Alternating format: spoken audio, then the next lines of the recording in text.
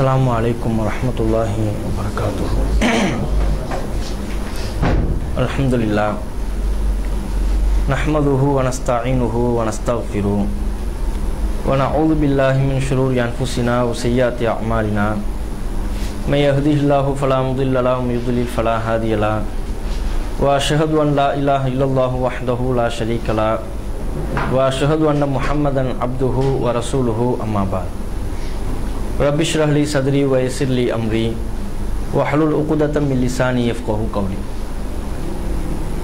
கண்ணியத்திற்குரிய இல்லாமல்ல அல்லாஹ்வின் நல்லடியார்களே, இல்லாமல்ல ஏகரைவனின் அருள் நம்மை நல்வழிப்படுத்த வந்த நபிகள் நாயகம் ஸல்லல்லாஹு அலைஹி வஸல்லம் அவர்களின் மீதும் அவர்கள் வாழ்ந்து காட்டிய வழிமுறையை தங்களது வாழ்க்கை நெறியாக ஏற்று நடந்த அனைத்து நல்லோர் மீதும் சத்திய மார்க்கத்தை அறிந்து கொண்டு அதன் பிரகாரம் நம்முடைய வாழ்வை அமைத்துக் கொள்ள வேண்டும் என்கிற பேரார்வத்தோடு நோன்பு நோற்றவர்களாக இங்கே அமர்ந்திருக்கும் நம் அனைவரும் மீதும் இன்றென்றும் உண்டாகட்டுமாக.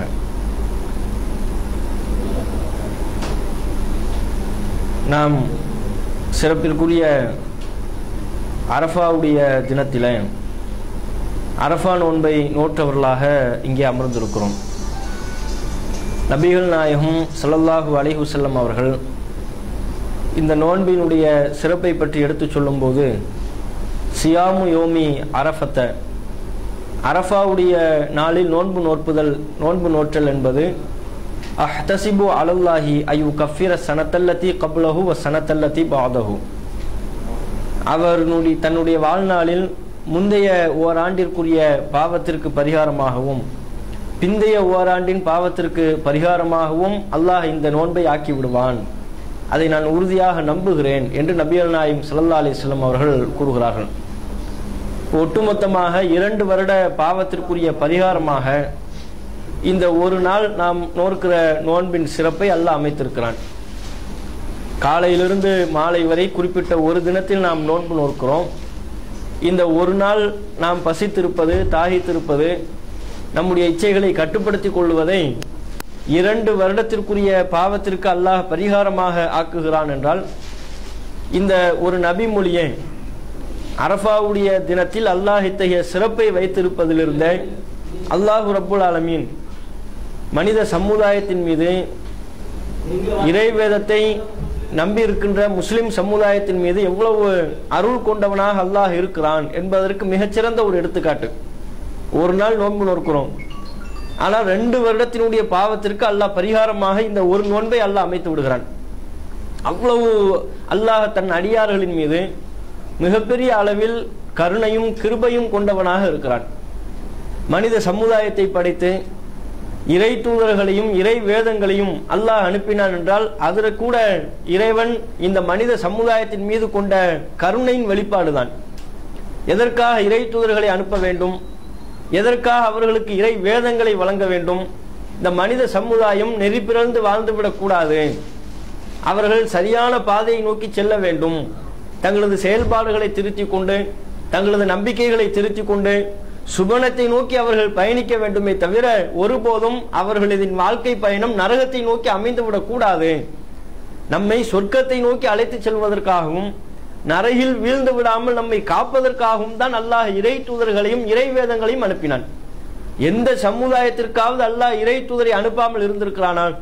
வலக்கது பஅஸ்னா ஃபி குல்லி உம்மத்தின் ரசூல், எல்லா உம்மத்திற்கும் நாம் இறை தூதரை அனுப்பியிருக்கிறோம். எந்த சமுதாயத்தையும் தூதர் அனுப்பாமல் அல்லாஹ் விட்டதே கிடையாது. வ இம்மின் உம்மத்தின் இல்லா ஹலா ஃபீஹா நதீர், எந்த சமுதாயமும் தூதர் வராமல் இருந்ததே இல்லை. அந்த தாய்மொழி பேசக்கூடிய அந்த மக்கள் எந்த மொழியில் பேசுகிறார்களோ அந்த மொழியிலேயே அவர்களுக்கு மார்க்கத்தை எடுத்துச் சொல்லக்கூடிய வகையிலான இறை தூதர்களையும் அவர்கள் மொழியிலேயே இறை வேதங்களையும் அல்லாஹ் அனுப்பியிருப்பதனுடைய வெளிப்பாடே அவனது கருணையின் வெளிப்பாடு. மனித சமுதாயத்தின் மீது அல்லாஹ் கொண்டிருக்கிற அருளின் வெளிப்பாடு. இந்த மனித சமுதாயம் நரகை நோக்கி சென்றுவிடக் கூடாது, சுபனத்தை நோக்கி அவர்கள் தங்களது வாழ்க்கை பயணத்தை அமைத்துக் கொள்ள வேண்டும் என்று அல்லாஹ் மனித சமுதாயத்தின் மீது கொண்டிருக்கிற கிருபையின் வெளிப்பாடுதான் இறை தூதர்கள், இறை வேதங்கள், நமக்கு அனுப்பப்பட்ட நபிகள் நாயகம் ஸல்லல்லாஹு அலைஹி வஸல்லம் அவர்களுக்கு வழங்கப்பட்ட திருக்குர்ஆன் என்கிற இறை வேதம். நீங்கள் திருக்குர்ஆனில் கூட பாருங்கள், பல பிரார்த்தனைகளை அல்லாஹ் நமக்கு சொல்லித் தருகிறான். நம்முடைய பொருளாதாரத்தில் அல்லாஹ்வுடைய பரக்கத் என்கிற அபிவிருத்தியை ஏற்படுத்திக் கொள்வதை இறைவனத்தில் வேண்டக்கூடிய வகையிலையும், நம்முடைய பாவங்களை எல்லாம் அல்லாஹ் மன்னிக்க வேண்டும், பிழை பொறுத்தருள வேண்டும் என்ற கோரிக்கையை இறைவனிடத்தில் முன்வைக்கக்கூடிய விதத்திலையும் ஏராளமான துவாக்களை அல்லாஹ் நமக்கு சொல்லித் தருகிறான். அல்லாஹ் நமக்கு கற்றுத்தருகிற திருக்குரானில் சொல்லப்பட்டிருக்கிற பல பிரார்த்தனைகள் தவறாமல் ஒரு விஷயத்தை நமக்கு நினைவுபடுத்திக் கொண்டே இருக்கிறது. அது என்ன விஷயம் என்றால், கொடிந்து விட்டு எழுந்து கொழுந்து விட்டு எரிகிற நரக நெருப்பிலிருந்து நாம் அல்லாஹ்விடம் பாதுகாவல் தேட வேண்டும் என்கிற சிந்தனையை திருக்குரானில் அல்லாஹ் சொல்லித் தருகிற பல பிரார்த்தனைகளை நமக்கு வலியுறுத்துகிறான். நாம் அனைவரும் அறிந்து வைத்திருக்கிற ஒரு பிரார்த்தனை, ஒவ்வொரு முஸ்லிம்களும் ஒவ்வொரு நாளும் அல்லாஹ்விடத்தில் வலியுறுத்தி கேட்க வேண்டிய பிரார்த்தனை என்று நபிகள் நாயகம் நமக்கு சொல்லி தந்திருக்கிற திருக்குரான் கூறுகிற ஒரு பிரார்த்தனை என்ன? ரப்பனா ஆத்தினா ஃபித்துன்யா ஹஸனா, இறைவா எங்களுக்கு இந்த உலகத்தில் நன்மை வழங்கு, வஃபில் ஆகிரத்தி ஹஸனத்தன், மறு வாழ்க்கையிலையும் மறுமையினுடைய வாழ்க்கையிலையும் எங்களுக்கு நன்மையவே வழங்கு, வகினா அஸாபன்னார், நரக வேதனையிலிருந்து எங்களை நீ காத்தருள்வாயாக. இந்த துவாவை நாம் அனைவரும் ஒவ்வொரு நாளும் கேட்க வேண்டும் என்று நபிகள் நாயகம் நமக்கு சொல்லித் தருகிறார்கள். இறை விசுவாசிகள் இத்தகைய பிரார்த்தனையில் ஈடுபடுவார்கள் என்று திருக்குரானும் நமக்கு வழிகாட்டுகிறது.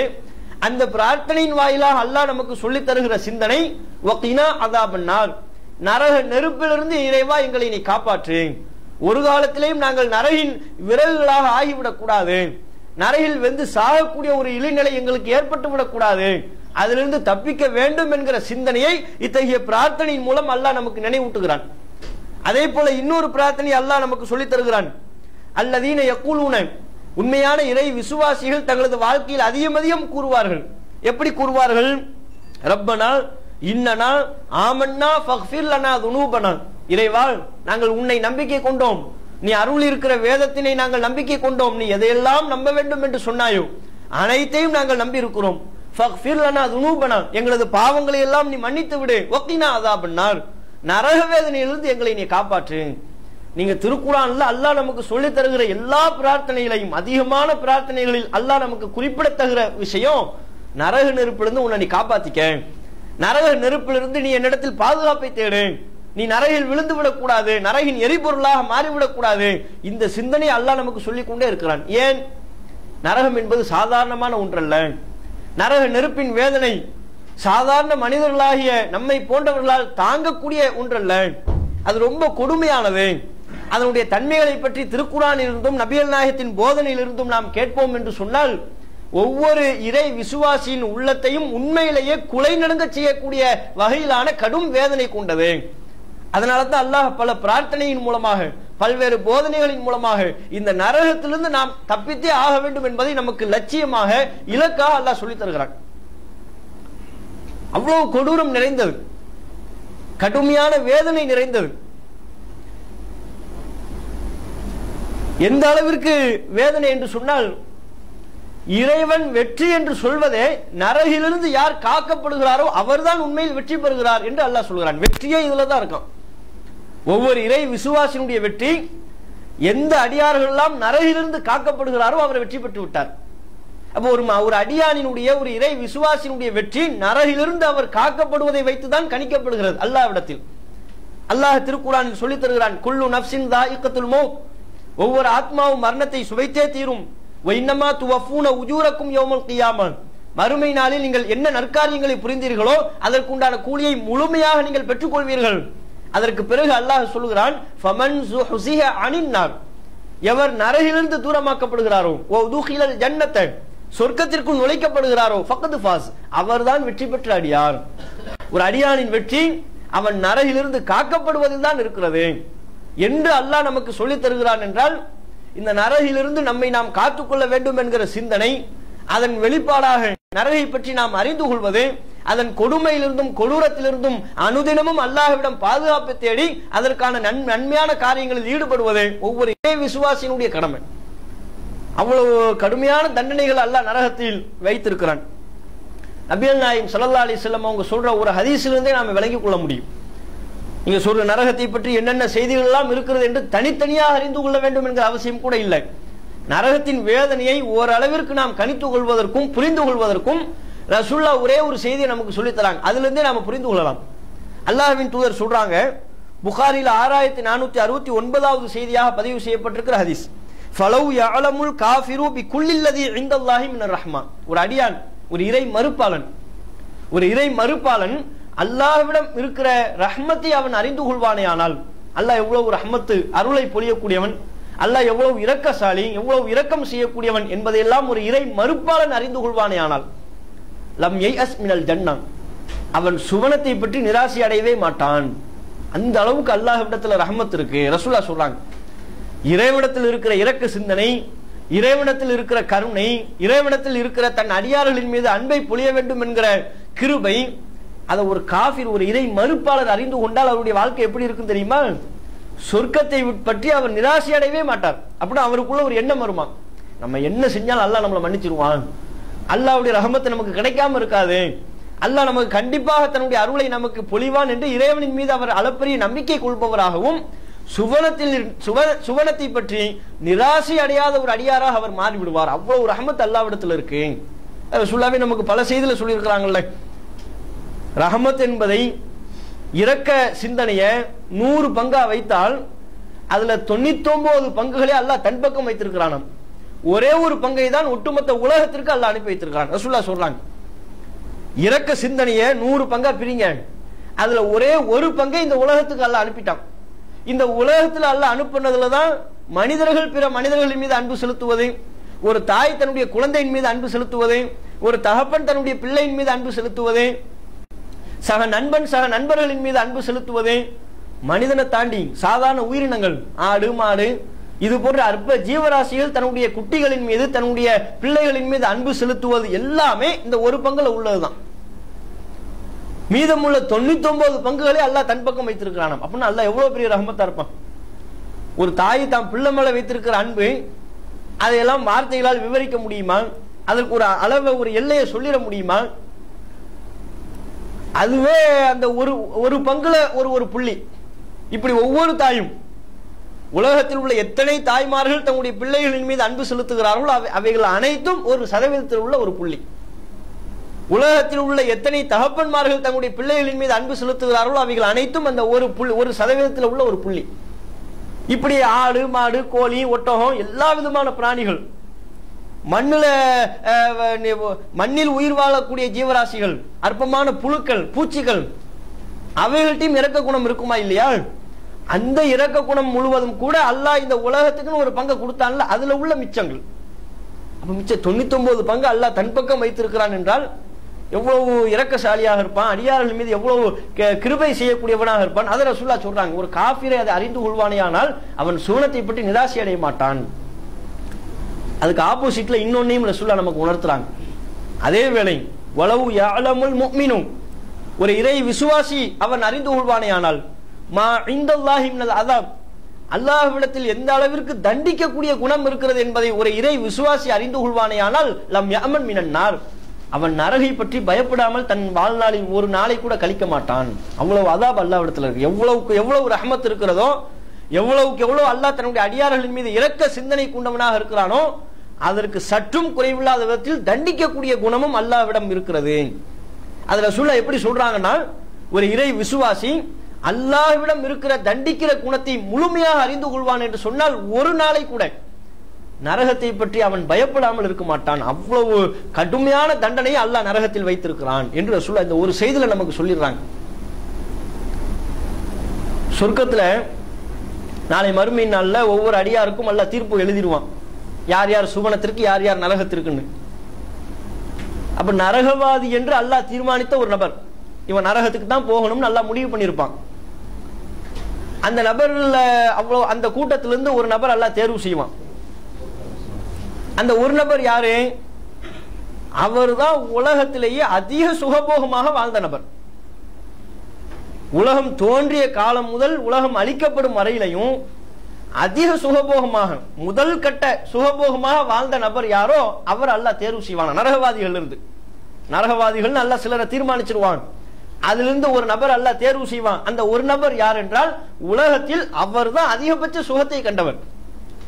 அவரை விட சுகபோகமா வாழ்ந்த நபர் கிடையவே கிடையாது என்கிற நிலையில் உள்ள ஒரு நபர். அவர் அல்லாஹ் சூஸ் பண்ணுவான. சூஸ் பண்ணி நரகத்தில் ஒரே ஒரு முக்கு, யுஸ்பகு சபகத்தன், ஒரே ஒரு முறை நரகத்தில் ஒரு வினாடி கூட இருக்காது, ஒரு முறை முக்கி அவர் எடுக்கப்படுவார்.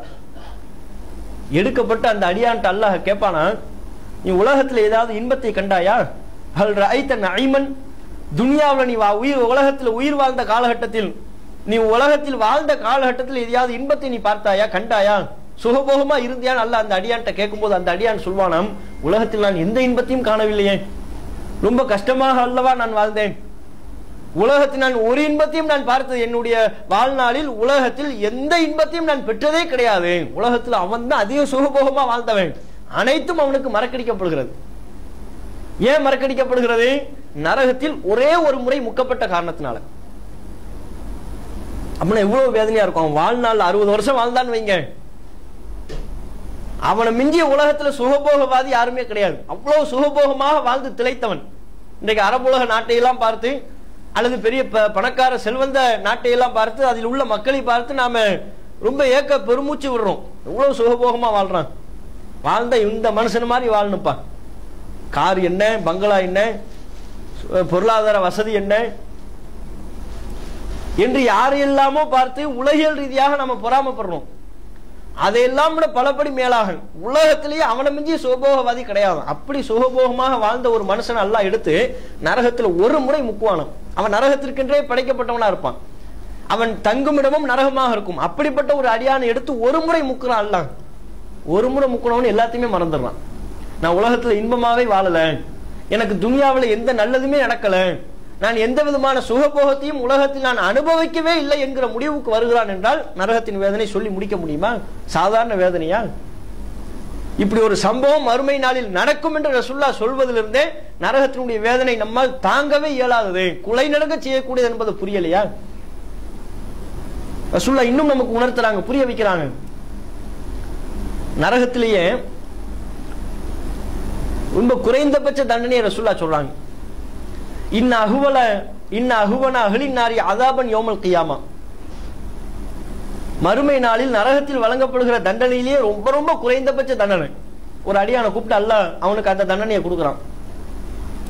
என்ன தண்டனை? அவருடைய காலில் நரக நெருப்பிலான் ஆன 2 செருப்புகள் மாட்டப்படும். நரக நெருப்பால் தயாரிக்கப்பட்ட ஒரு செருப்பு, 2 செருப்பு அவன் காலில் மாட்டப்படும். காலில் மாட்டப்பட்டா அதை மாட்டியதும் எகுலி மின்ஹா திமாகுஹு, மூளை கொதித்து உருகி வலிய ஆரம்பிக்கும்.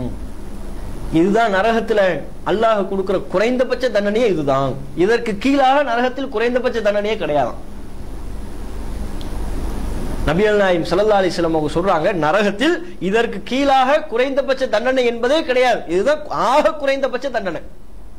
என்ன? 2 செருப்பு மாற்றுறதுதான்.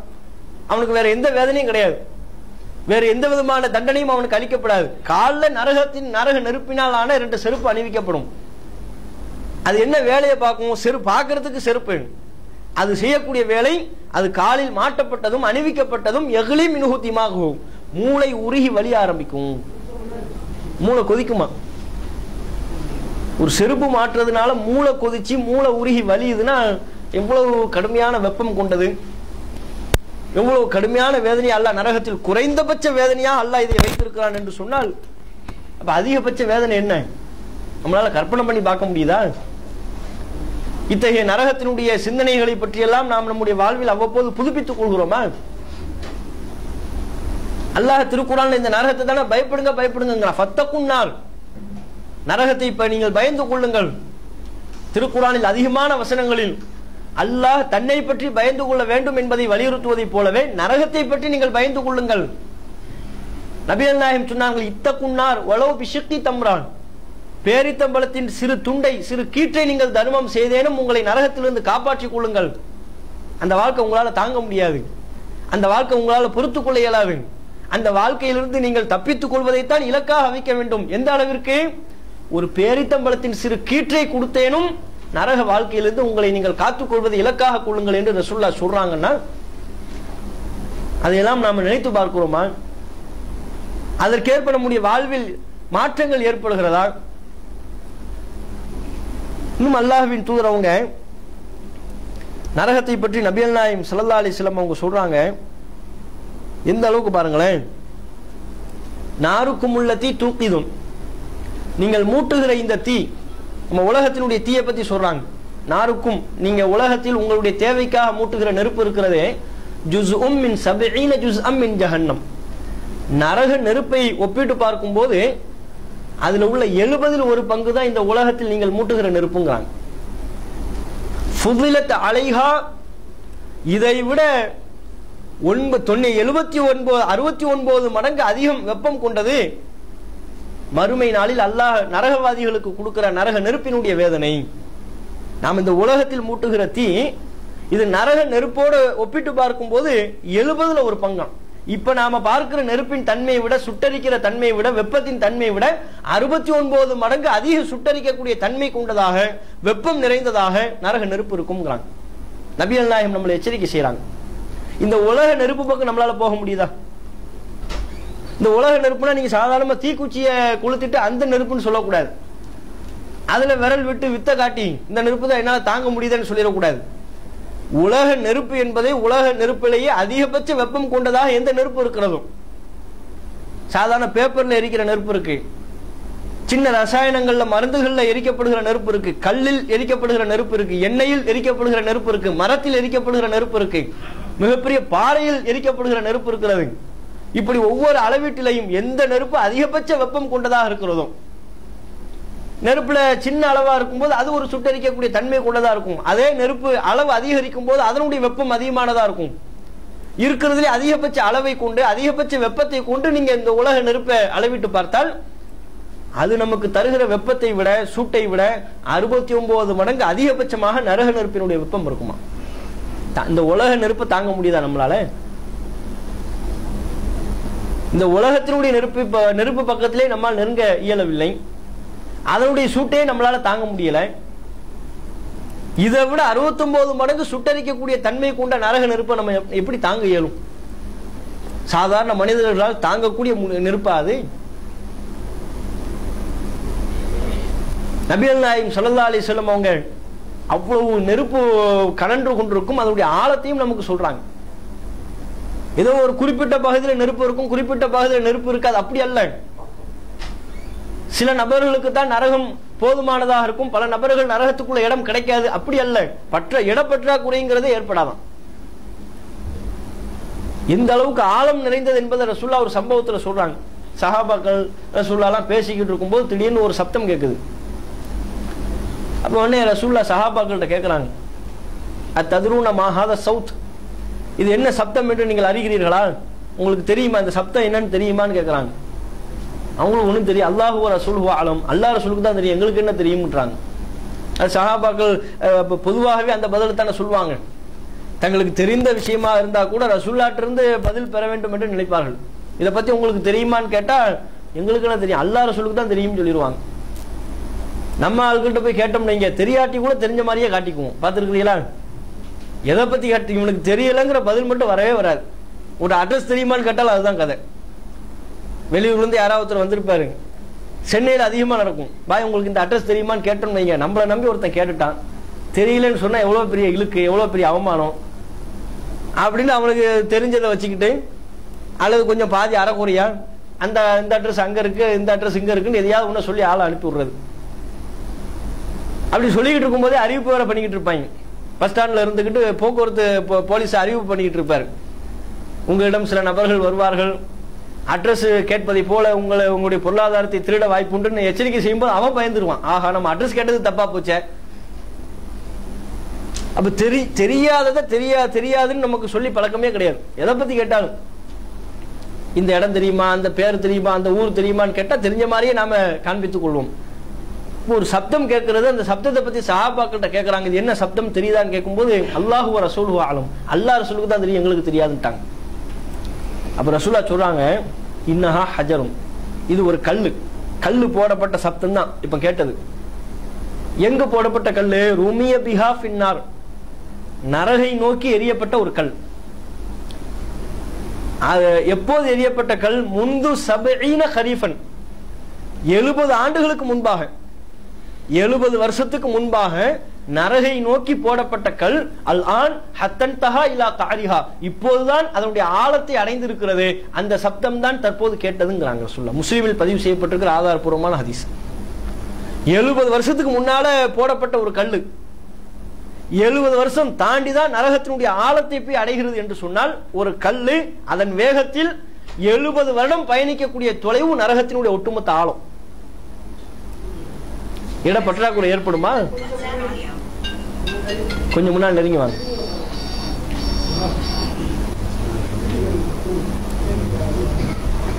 இட பற்றாக்குறை ஏற்படுமா?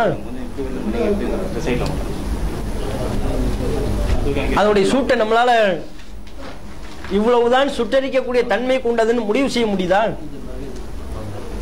அவ்வளவு பெரிய ஆழத்தில் நெருப்பு கனன்று எரிந்து கொண்டிருந்தால் அதனுடைய வேதனை எவ்வளவு கொடூரமான வேதனையாக இருக்கும். திருக்குறான்ல நீங்க பல சம்பவங்களில் பார்க்கலாம், பல வசனங்களில் பார்க்கலாம். அதனால்தான் நரகவாசிகள் எல்லாம் புலம்புவாங்க.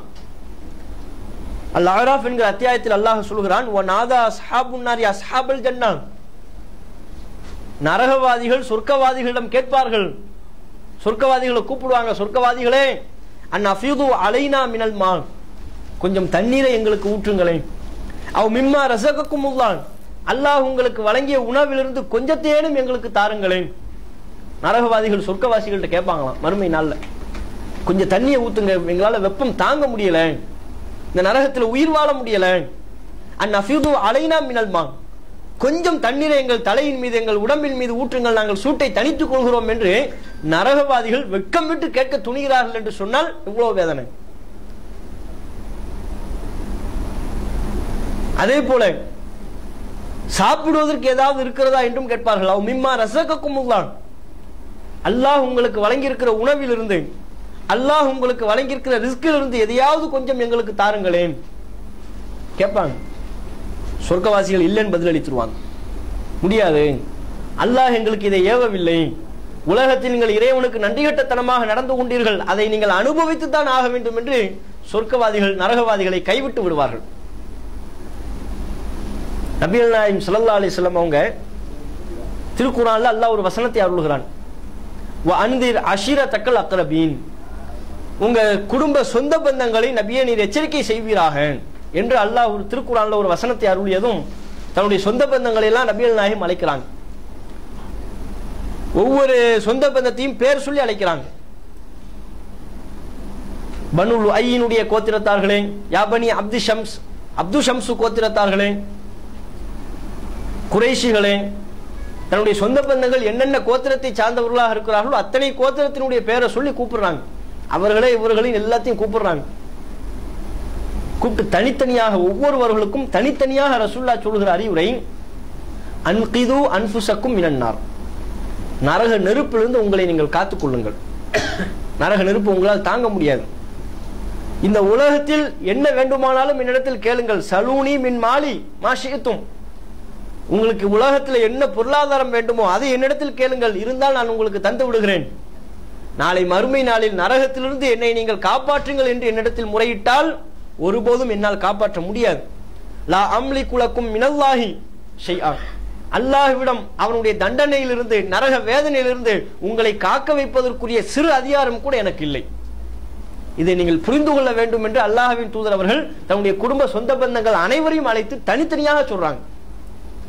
தன்னுடைய மகள் ஃபாத்திமாவையும் அழைக்கிறார்கள். யா ஃபாத்திமத்த பின்த முஹம்மத், முஹம்மதின் மகள் ஃபாத்திமாவே, அன்கிதி நஃப்ஸகி மினன்னார், உன்னை நீ நரகத்திலிருந்து காப்பாத்திக்க. உனக்கு உலக பொருளாதாரம் வேண்டுமா, சலீனி மின் மாலி மாஷித்தி, உனக்கு எவ்வளவு பொருளாதாரம் தேவையோ அதை என்னிடத்தில் கேள், இருந்தால் நான் உனக்கு தந்து விடுகிறேன். நாளை மறுமை நாளில் வந்து தகப்பனாரே என்னை நரக நெருப்பிலிருந்து காப்பாற்றுங்கள் என்று சொன்னால் புரிந்து கொள், லா அம்லிகு லக்கி மினல்லாஹி ஷைஆ, அல்லாஹ்விடம் உன் விஷயத்தில் நரக நெருப்பிலிருந்து காக்க வைக்கக்கூடிய விஷயத்தில் சிறு அதிகாரம் கூட எனக்கு இல்லை, காப்பாற்ற முடியாது. உலகத்தில் எது வேணும்னாலும் கேளுங்க, மறுமையில் வந்து நின்று அல்லாஹ்விடம் அல்லாஹ்வுடைய தண்டனையிலிருந்து உங்களை நீங்கள் காக்க வேண்டும் என்கிற கோரிக்கையை வைத்தால் அது என்னால் இயலாது, அதற்கு நான் சக்தி பெற்றவன் அல்ல, இந்த உலகத்திலேயே நரகிலிருந்து காப்பதற்குரிய வேலையை நீங்கள் பார்த்துக் கொள்ளுங்கள். அல்லாஹ்வின் தூதர் அவர்களுக்கே முடியலனா தன்னுடைய சொந்த பந்தங்களை, தன்னுடைய மனைவி மக்களை, தாம் பாசத்தோடு வளர்த்த பிள்ளையை நரக நெருப்பிலிருந்து காப்பதற்குரிய அதிகாரம் ரசூலுல்லாஹ்வுக்கு இல்லைன்னா வேற யாராலும் யாரையாவது நரக நெருப்பிலிருந்து காப்பாத்திர முடியுமா? குர்ஆன்ல அல்லாஹ் அந்த வெப்பத்தை பத்தி சொல்றாங்க. நரக நெருப்புல சூடாக்கப்பட்ட சுடுதண்ணீர், நரக நெருப்பில் சூடாக்கப்பட்ட சுடுதண்ணீரை பற்றி அல்லாஹ் சொல்கிறான். நரகவாதிகள் தண்ணீர் வேணும்னு கேட்பாங்க, அல்லாஹ் கொடுப்பான்.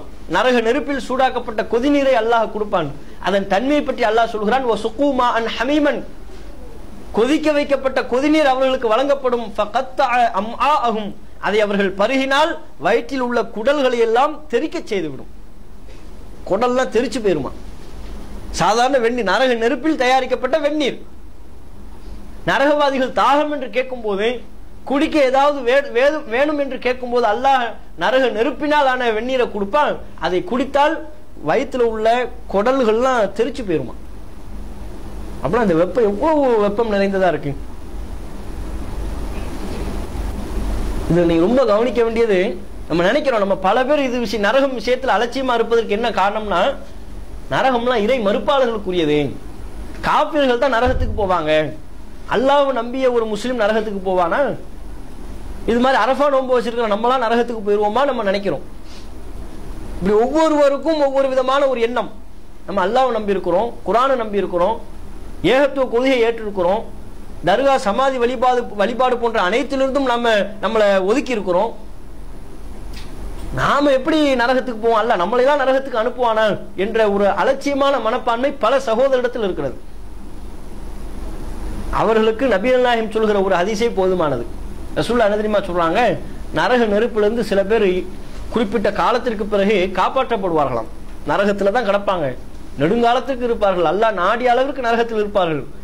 அல்லாஹ் நாடுகின்ற பொழுது ஒரு குறிப்பிட்ட கால அளவை தாண்டியதற்கு பிறகு சில பேர் அல்லாஹ் நரகத்திலிருந்து எடுப்பாங்க. அப்படி எடுக்கும் போது முதல் சாய்ஸ் யாரு தெரியுமா?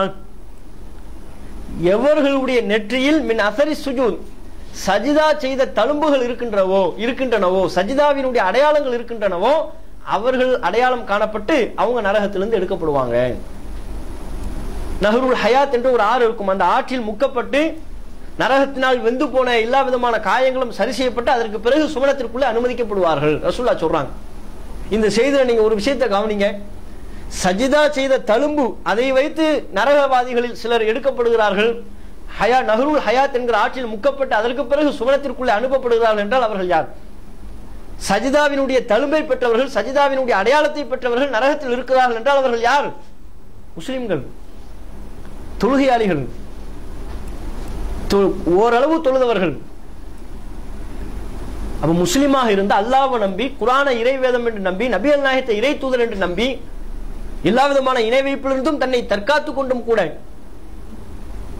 குறிப்பிட்ட சில பாவங்களின் காரணத்தினால் நரகத்தில் கிடக்கின்றார்கள் என்று சொன்னால், பலரும் நரகத்தில் இருப்பதற்கு பல்வேறு விதமான காரணங்கள் இருக்கின்றது. அது போன்ற காரணத்திற்குரிய பாவ செயல்களிலிருந்து நாம் நம்மை காத்துக்கொள்ள வேண்டும் என்பதில் கவனத்தோடு இருக்கணுமா இல்லையா? தொழுகை கூட அல்லாஹ் சொல்றானே, திருக்குர்ஆன்ல அல்லாஹ் சக்கர் என்கிற நரகத்தை பற்றி அல்லாஹ் சொல்லும் போது சொர்க்கவாசிகள் கேட்பாங்க, மா சலக்கக்கும் ஃபி சக்கர், இந்த நரகத்தில் உங்களை எது தள்ளியது, ஏன் நீங்க எல்லாம் நரகத்தில் வந்து கிடக்குறீங்க என்று சொர்க்கவாசிகள் நரகவாசிகள்கிட்ட பேசுவாங்க. அப்ப அவங்க சொல்லுவாங்க, காலு லம் நக்கும் மினல் முஸல்லீன், நாங்க தொழுகையாளியா இல்லை, தொழவே இல்லை என்று அவர்கள் பதிலளிக்கல. லம் நக்கும் மினல் முஸல்லீன், நாங்கள் தொழுகையாளிகளாக இல்லை. தொழவே இல்லை என்று சொல்வதற்கும் தொழுகையாளிகளாக இல்லை என்று சொல்வதற்கும் வித்தியாசம் இருக்கு. தொழவே இல்லை என்று சொன்னால் ஒருவேளை தொழுகை கூட நாங்கள் தொழலை என்று பொருள். தொழுகையாளிகளாக நாங்கள் இல்லை என்று சொன்னால் அவ்வப்போது நாங்கள் தொழுவோம், தொடர்ந்து தொழுகை நிறைவேற்றக்கூடியவர்களாக நாங்கள் இல்லை என்று பொருள். இதில் நரகவாதிகள் சொன்ன பதில் இரண்டாவது பதில், லம் நக்கு மினல் முஸல்லீன், நாங்கள் தொடர்ந்து தொழுவோராக இல்லை, அவ்வப்போது தொழுவோம். திடீர்னு தக்குவா முத்தி போய் நிற்கும் போது தஹஜ்ஜத் வரையிலும் போயிடுவார். 2 மணிக்கெல்லாம் எழுந்து ஒழுவு செய்து பக்கத்தில் உள்ளவரையும் எழுப்பி அப்படி போயிடும். அதற்கு பிறகு பார்த்தா அது ரமலான்ல நம்ம ஆட்களுக்கு அது ரொம்ப அதிகமா எக்ஸ்ட்ரீமா போய்கிட்டு இருக்கும். பார்த்துருக்கீங்களா? ரமலான்ல இமாமிக்கே முதல் சஃப்ல இடம் கிடைக்காது. தொடர்ந்து வளமையா முதல் சஃப்புக்கு வருவாங்கல்ல, அவங்களாம் கடைசி சஃப்புக்கு தள்ளப்பட்டுருவாங்க. அவ்வளவு ஆர்வமா இருப்பார் தொழுகையில ரமலான்ல மட்டும். பள்ளிவாசலுக்கு வர்றதுல ஒரு ஆர்வம், ஒழு செஞ்சுட்டு ஓடி வருவார் பாருங்க. அவர் ஒழு செய்யறதுலேயே அவருடைய ஆர்வம் பீரிட்டு தெரியும்.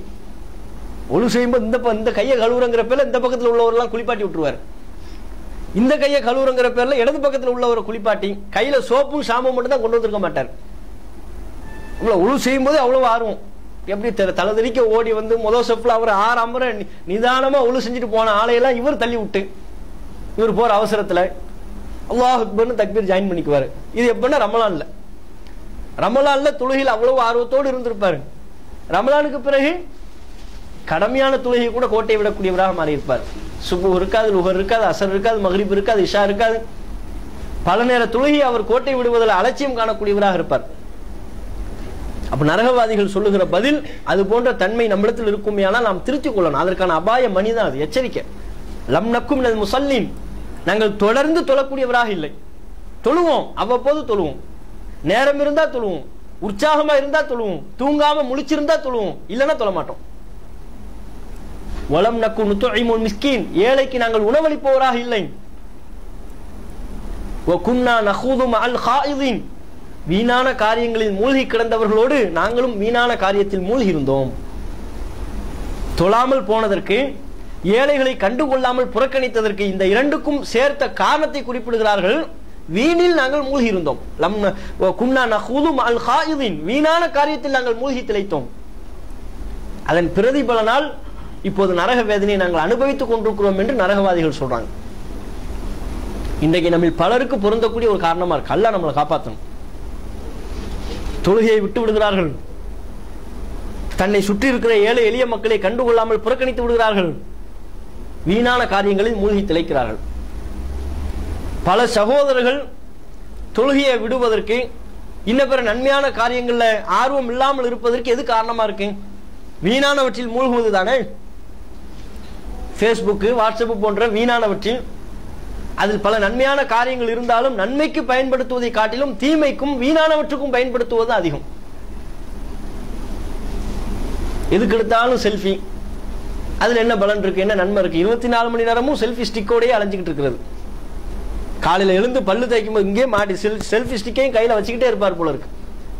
காலையில எழுந்து பல் தேய்க்கும் போது ஆரம்பிப்பார், இதோ நான் முழித்து விட்டேன், டீ குடிக்கும் காட்சி அப்படின்னு போட்டோ எடுத்து அதை பேஸ்புக்ல போட்டு விடுறது. அதுக்கப்புறம் இதோ நான் பல்லு விளக்கும் காட்சி, டீ குடிச்சிட்டு அதுக்கப்புறம் தான் பல்லு விளக்குறாரு, இதோ நான் பல் விளக்கும் காட்சி, அதுக்கு ஒரு 10 பேர் லைக். அப்ப அவங்க எல்லாம் பல்லு தேய்க்கிறவங்களா இல்லையாங்கிறது யோசிச்சு பார்க்கணும். இவன் பல்லு தேய்க்கிறங்கிறத போட்டோ எடுத்து போடுறான், அதுக்கு ஒரு 10 பேர் லைக், கமெண்ட், ஷேரு. இதோ நான் ஆபீஸுக்கு புறப்பட்டு விட்டேன், இதோ நான் பிரியாணி செய்ய போகிறேன், எல்லாம் லைவ்ல வந்துகிட்டே இருக்கும். இவருடைய 24 மணி நேர செயல்பாட்டும் சமூக ஊடகங்கள்ல பேஸ்புக் லைவ் மூலமா, வாட்ஸ்அப் மூலமா பரிமாறிக்கொண்டே இருக்கும். சில விஷயங்களை பரிமாறணும், சில விஷயங்களை பரிமாறக்கூடாதுன்னு ஒரு வரையறை இருக்கு. அந்த வரையறையே கிடையாது. இப்படி சதா சர்வ நேரமும் நம்முடைய பெரும்பாலான நேரத்தை சமூக வலைத்தளங்கள்ல செலவழித்தது விளைவாகத்தான் தொழுகை நம்ம பலருக்கு ஈடுபாடு இல்லாம போயிருச்சு. பள்ளிவாசல தொழுகைக்குன்னா ஒரே வாட்ஸ்அப் சவுண்ட் தானே கேட்டுக்கிட்டு இருக்கு. ஊர்ல அப்படித்தான் இருக்கு. இத்தனைக்கும் பள்ளிவாசல ஸ்டிக்கர் ஒட்டத்தான் செய்யணும். உங்கள் மொபைல் போனை சுவிட்ச் ஆஃப் செய்து கொள்ளுங்கள், உங்கள் மொபைல் போனை சைலண்ட்ல போடுங்க. யாரு கேட்கிறா? எல்லாம் அல்லாஹ்வுக்கு தக்பீர் கட்டிட்டோம்னா இமாம் மோதிக்கிட்டு இருக்கிறாரு, இங்க வாட்ஸ்அப் சவுண்ட் மெசேஜ் வந்துகிட்டே இருக்கு. யார்கிட்ட தான் அவ்வளவு மெசேஜ் வருதுன்னு தெரியல. எல்லா குரூப்லயும் இவர் இருப்பார்ல. ஒரு குரூப்பா 2 குரூப்பா? ஒரு குரூப் 2 குரூப்னா சரிங்களா? மொபைல் அப்பப்ப ஹேங்கா போய் ரீஸ்டார்ட் பண்ணி பழைய மெசேஜ் எல்லாம் அதுக்கு மாத்தி விட்டு பழைய ஆடியோ வீடியோ இமேஜ் எல்லாத்தையும் மெமரி கார்டுக்கு மாத்தி திரும்ப திரும்ப இவர் ரீஸ்டார்ட் பண்ணாலும் மொபைல் ஹேங் ஆகத்தான் செய்யும். அந்த அளவுக்கு எல்லா குரூப்லயும் இருப்பார். அவர் ஊருக்குன்னு ஒரு சங்கம் வச்சிருப்பார், அந்த குரூப்ல இருப்பாரு. சாப்பாட்டுக்குன்னு ஒரு குரூப், அப்படிலாம் ஒரு குரூப் வச்சிருக்காங்க, பாத்துருக்கீங்களா? சாப்பாட்டுக்குன்னு ஒரு குரூப் வச்சு காலையில் நான் இதை சாப்பிட்டேன், நீங்கள் என்ன சாப்பிட்டீர்கள்? அவங்க நாங்க காலையில இதை சாப்பிட்டோம். வீணான காரியங்களுக்கும் அற்பத்தே நன்மை இல்லாத இந்த உலகத்தில் நன்மையே இருக்காது. அது போன்ற காரியங்கள் எல்லாம் கவனம் செலுத்தி தொழுகையில் அலட்சியமா இருந்துட்டோம். ஏழைகளை கவனிப்பதில் அலட்சியமா இருந்துட்டோம். நல்லறங்களை நம்முடைய வாழ்க்கையில் அதிகப்படுத்துவதில் அலட்சியமா இருந்துட்டோம். அதுல ஈடுபாடு நம்மிடத்துல குறைந்து விட்டது. எப்போது வணக்க வழிபாடுகளில் நம்முடைய ஈடுபாடு அதிகமா இருக்கிறதோ, எந்த அடியான்ட்ட தொழுகை போன்ற வணக்க வழிபாடு அதிகமா இருக்கிறதோ, நிச்சயம் அவன் அல்லாஹ்வுடைய அருள் பெற்று நரகிலிருந்து காக்கப்படுவான். நபிகள் நாயகம் ஸல்லல்லாஹு அலைஹி வஸல்லம் அவங்க சொன்னாங்க, இது போன்ற ஒரு சபையில் அல்லாஹ்வின் தூதர் அவங்க கேட்கிறாங்க, மன் அஸ்பஹ மின்குமுல் யௌம சாயிமா, இன்றைக்கு உங்களில் யாரேனும் நோன்பு நோற்றவர் உண்டா அப்படின்னு கேட்கிறாங்க. ரமலான் அல்லாத காலம், ரமலான் அல்லாத காலத்துல ரசூலுல்லாஹ் சஹாபாக்கள்கிட்ட கேட்கிறாங்க, இன்னைக்கு யாரும் நோன்பு வச்சிருக்கீங்களா? அபூபக்கர் அவர்கள் பதில் அளிக்கிறார்கள், அன யா ரசூலுல்லாஹ், அல்லாஹ்வின் தூதரே இன்னைக்கு நான் நோன்பு வச்சிருக்கிறேன். இரண்டாவது ரசூலுல்லாஹ் கேட்கிறாங்க, ஃபமன் அத்அம மின்குமுல் யௌம மிஸ்கீனா, இன்றைக்கு ஒரு ஏழைக்கு உணவளித்தவர் யாரும் உண்டா? அபூபக்கர் அவர்கள், அல்லாஹ்வின் தூதரே இன்னைக்கு நான் ஒரு ஏழைக்கு உணவளித்தேன். ஃபமன் ஆத மின்குமுல் யௌம மரீதா, இன்றைக்கு ஒரு நோயாளியை நலம் விசாரித்தவர் உண்டா? அபூபக்கர் அவர்கள் அதற்கும் எழுந்த, அல்லாஹ்வின் தூதரே நான் இன்னைக்கு ஒரு நோயாளி நலம் விசாரிச்சேன். ஃபமன் தபிஅ மின்குமுல் யௌம ஜனாஸா, இன்னைக்கு உங்களில் யாரேனும் ஒருவர் ஒரு ஜனாசாவை பின்பற்றி சென்றவர் உண்டா? அதற்கும் அல்லாஹ்வின் அபூபக்கர் ரலியல்லாஹு அன்ஹு அவங்க, அல்லாஹ்வின் தூதரே நான் இன்னைக்கு ஒரு ஜனாசாவை பின்பற்றி போனேன். 4 நல்லறங்கள் கேட்கப்படுது. என்னென்ன நல்லறங்கள் சொல்லுங்க பாப்போம். நோன்பு, நோயாளி நலம் விசாரித்தல், ஜனாசாவை பின்பற்றி செல்லுதல், ஏழைக்கு உணவளித்தல். 4 நல்லறத்தை பத்தி ரசூலுல்லாஹ் கேட்கிறாங்க. 4க்கும் அபூபக்கர் அவங்க நான் இன்னைக்கு இந்த நல்ல காரியத்தை செஞ்சேங்கிறாங்க. அப்போ ரசூல் ஸல்லல்லாஹு அலைஹி வஸல்லம் அவங்க அபூபக்கர் அவர்கள் நன்மையான காரியங்களில் அவர் கொண்டிருக்கிற இந்த ஈடுபாட்டை பார்த்து, தொழுகை நோன்பு போன்ற வணக்க வழிபாடுகளில் அவர் கொண்டிருக்கிற ஈடுபாட்டை பார்த்து விட்டு அல்லாஹ்வின் தூதர் அவங்க சொல்றாங்க, மஜ்தமஅன ஃபீ இம்ரிஇன், ஒரு மனிதரிடத்தில் இந்த 4 காரியங்களும் ஒரு சேர அமைந்து விடுமையானால் இல்லா தஹலல் ஜன்னா, அவர் நிச்சயம் நரகிலிருந்து காக்கப்பட்டு சுவனத்திற்குள் நுழைவிக்கப்படுவார், சொர்க்கத்துக்கு போவார் அவர். அந்த அடியார் அவர் ஈடுபாடு கொள்கிற நல்லறங்கள் அவரை கைவிட்டு விடாது.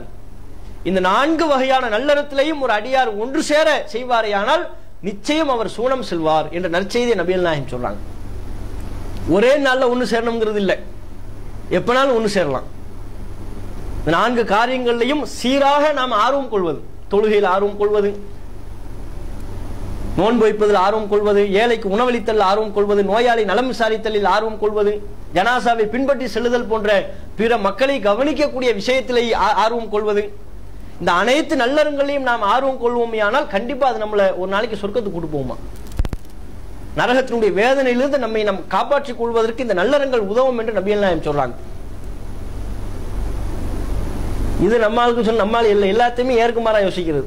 ரமலான்ல இந்த ஹதீஸை சொன்னோம், நீங்க ரமலான்ல நோன்பு வச்சு ஒரே நாள்ல இருக்கணும்னு அவரா ஒரு நிபந்தனையை போட்டுக்கிட்டு நம்ம நோன்பு வச்சிருக்கிறோம், ஏழைக்கு சாப்பாடு கொடுத்துடலாம், நோயாளி நலம் விசாரிக்கிறது அது பிரச்சனை இல்லை. இந்த உலகத்துல இப்ப எல்லாருமே நோயாளி தானே, யார் நோயாளி இல்ல? அக்கம் பக்கத்துல உள்ள ஒரு பாய் நல்லா இருக்கலான்னு கேட்டா முடிஞ்சு போச்சு. ஏன் அவரு நம்மளை பாரு, நம்ம பார்வையில் அவர் நோயாளி, அவர் பார்வையில நம்ம நோயாளி.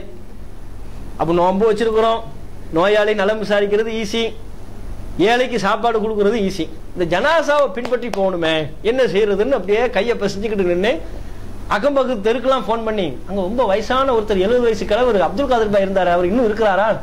ஏன்பா இல்ல ஒரு ஜனாசா தொழுகணும், இவன் ஜனாசா தொழுகிறதுக்கு அப்துல் காதர் போய் சேரணும், இவர் ஜனாசா தொழுகணுங்கிறதுக்காண்டி ஊர் உலகத்துல வயசான ஆட்கள்லாம் போய் இறக்கணும்னு நினைப்பாரு. ஒரே நாள்ல இருக்கணுங்கிற அவசியம்லாம் இல்லை. பொதுவா இந்த 4 நல்லறங்களையும் நாம் கவனம் செலுத்தினா இந்த நல்லறங்கள் நம்மளை சொர்க்கத்துக்கு கொண்டு போகுங்கிற நற்செய்தியை நபிகள் நாயகம் ஸல்லல்லாஹு அலைஹி வஸல்லம் அவங்க சொல்றாங்க. அப்ப நரக நெருப்பு அது சாதாரணமான ஒன்றல்ல, அதனுடைய பிரம்மாண்டத்தை பற்றி எல்லாம் பல செய்திகளை பார்க்கும். அது இழுத்துட்டு வரக்கூடிய காட்சி அவ்வளவு பிரம்மாண்டமா இருக்குமா, அவ்வளவு திகிலூட்டக்கூடியதா இருக்குமா. நரகத்திற்குன்னு 70,000 சங்கிலிகள் இருக்குமா. முஸ்லிம்ல பதிவு செய்யப்பட்டிருக்கிற செய்தி, 70,000 சங்கிலிகளால் பிணைக்கப்பட்டு நரகம் இழுத்து கொண்டு வரப்படும். அப்படின்னா எவ்வளவு பிரம்மாண்டமானதுன்னு பாருங்க, எவ்வளவு திகிலூட்டக்கூடியதுன்னு பாருங்க, எவ்வளவு அச்சமூட்டக்கூடியதா இருக்கிறது. 70,000 சங்கிலிகளை கொண்டு கட்டி நரகம் இழுத்து கொண்டு வரப்படும். அதுல ரசூலுல்லாஹ் இன்னொன்னு சொல்றாங்க, ஒவ்வொரு சங்கிலியையும் 70,000 மாணவர்கள் இழுத்து வருவார்கள். நரகத்தை கட்டி வைக்கப்பட்டிருப்பது 70,000 சங்கிலி, அதுல உள்ள ஒவ்வொரு சங்கிலியையும் பிடித்து இழுக்கக்கூடியவர்கள் 70,000 மாணவர்கள். எவ்வளவு திகிலூட்டக்கூடியதாக நரகம் இருக்கும். அத்தகைய நரக வேதனையிலிருந்து நாம் ஒவ்வொரு நாளும் அல்லாஹ்விடத்துல பாதுகாப்பு தேடணும். எந்தெந்த தீமையான காரியங்கள் எல்லாம் நரகில் நுழைவிக்கும் என்று அல்லாஹ்வின் தூதர் நமக்கு எச்சரிக்கை செய்தார்களோ, திருக்குர்ஆன் நமக்கு எச்சரிக்கை செய்கிறதோ, அவற்றையெல்லாம் தேடி படித்து புறம் பேசுதலை பத்தி மார்க்கம் எச்சரிக்கை செய்கிறது. வயலுள்ளி குள்ளி ஹுமசத்தின் லுபசா, புறம் பேசி கேலி செய்து திரியக்கூடிய ஒவ்வொருவருக்கும் கேடுதான். என்ன கேடு இருக்கிறது? அதன் தொடர்ச்சியில் தான் அல்லாஹ் சொல்கிறான், நாருல்லாஹில் மூக்கதா, கொழுந்து விட்டெறிகிற நரக நெருப்பு, அல்லாஹ்வுடைய நெருப்பு. எப்படியான நெருப்பு? தத்தலிஉ அலல் அஃபிதா, உள்ளங்களில் ஊடுருவி செல்லும், உள்ளத்துக்குள்ள பாயும். பெரிய பெரிய தூண்களில் அவைகள் கட்ட, பெரிய தூண்களினுடைய சைஸுக்கு அவர்கள் மீது சூழ்ந்து கொள்ளும் என்று அல்லாஹ் திருக்குர்ஆனில் எச்சரிக்கை செய்கிறான். புறம் பேசுதல், கோல் முட்டுதல், பிற மனிதர்களுடைய பொருளை பறித்தல். அல்லாஹ்வின் தூதர் சொல்றாங்க, பிற மனிதருடைய பொருளில் அற்பமானது ஏனும் ஒரு சிறு குச்சி அளவுக்காவது அநியாயமான முறையில் அவர் அபகரித்துக் கொள்வாரையானால் அவர் அபகரித்துக் கொள்வது பொருளை அல்ல, நரக நெருப்பை என்று அல்லாஹ்வின் தூதர் எச்சரிக்கை செய்யறாங்க. ஒரு சின்ன பொருளா இருக்கலாம், ஒரு பேனாவா கூட இருக்கலாம். அடுத்தவர்களுடைய பொருள் ஹக்கு இல்லாம, உரிமை இல்லாம அதை நீ அபகரித்து வைத்துக் கொள்வையானால் நீ வைத்திருப்பது சாதாரண பொருள் அல்ல, நரக நெருப்பினால் ஆன கங்குங்கிறாங்க. அந்த பழக்கம் நம்ம ஆள்கிட்ட நிறைய பேர் இருக்கு. அடுத்த ஆள்கிட்ட பேனா, ஒரு நல்ல பேனா இருந்துச்சுன்னு வைங்களேன், இது இந்த பாக்கெட்ல இருக்கிறத விட இந்த பாக்கெட்ல இருந்தா நல்லா இருக்கும்னு எடுத்து வைக்கிறது. அவர்கிட்ட அனுமதியே கேட்கறது கிடையாது. அனுமதி கேட்காமல் அடுத்தவர்களுடைய பொருளை பயன்படுத்துவது அதுவும் அபகரிப்புல சேரும். அநியாயமான முறையில் அடுத்தவர்களுடைய பொருளை அபகரிப்பது, வட்டி அடிப்படையிலான பொருளாதாரத்தை ஈட்டுவதும் அடுத்தவர்களின் பொருளை அபகரித்தல்ல சேரும். இப்போ பொருளாதார விஷயத்துல பேணுதலாக இருப்பது அதுவெல்லாம் நம்ம ரொம்ப கவனத்தில் எடுத்துக்கொள்ள வேண்டிய விஷயம். கொள்கை ரீதியிலான பேணுதலும் நாம் கவனத்தில் எடுத்துக்கொள்ள வேண்டிய விஷயம். ஆக மொத்தத்தில் திருக்குர்ஆனும் நபிசுல்லாவுடைய போதனையும் எந்தெந்த பாவ காரியங்களில் ஈடுபட்டால் நரக நெருப்பு காத்து கொண்டிருக்கிறது என்று எச்சரிக்கை செய்கிறார்களோ அத்தகைய நரக நெருப்பை நமக்கு தருகிற எல்லா விதமான பாவ செயலிலிருந்தும் நம்மை நாம் காத்துக்கொள்ள வேண்டும். திருக்குர்ஆனை படித்து, நபிகள் நாயகத்துடைய போதனையை படித்து ஒவ்வொரு நாளும் அல்லாஹ்வின் தூதர் அவர்களே ஒவ்வொரு நாளும் ஒவ்வொரு தொழுகையிலையும் இறைவாய் நரகத்திலிருந்து காப்பாத்துங்கிறான். முன்பின் பாவங்கள் மன்னிக்கப்பட்ட ரசூலுல்லாஹ், தொழுகையில் அவ்வளவு ஈடுபாடாக இருந்த நபிகள் நாயகம், அல்லாஹ்வினால் சொர்க்கவாதி என்று உறுதி செய்யப்பட்ட நபிகள் நாயகம் ஸல்லல்லாஹு அலைஹி வஸல்லம் அவங்க அழுது மன்றாடி இறைவாய் நரக நெருப்பிலிருந்து காப்பாத்துங்கிறாங்க. அப்ப நாம நரக நெருப்பிலிருந்து பாதுகாப்பு தேடுவதற்கு எவ்வளவு தகுதிப்பட்டவர்களா இருக்கிறோம் அதை யோசித்து பார்த்து இந்த நரக நெருப்பிலிருந்து அல்லாஹ்விடம் நாம் தொடர்ந்து பாதுகாப்பு தேடுவோமா என்று கேட்டு இந்த சிறிய உரையை நிறைவு செய்து கொள்கிறேன். வாஹூர் தாவான் அல்ஹம்துலில்லாஹி ரப்பில் ஆலமீன்.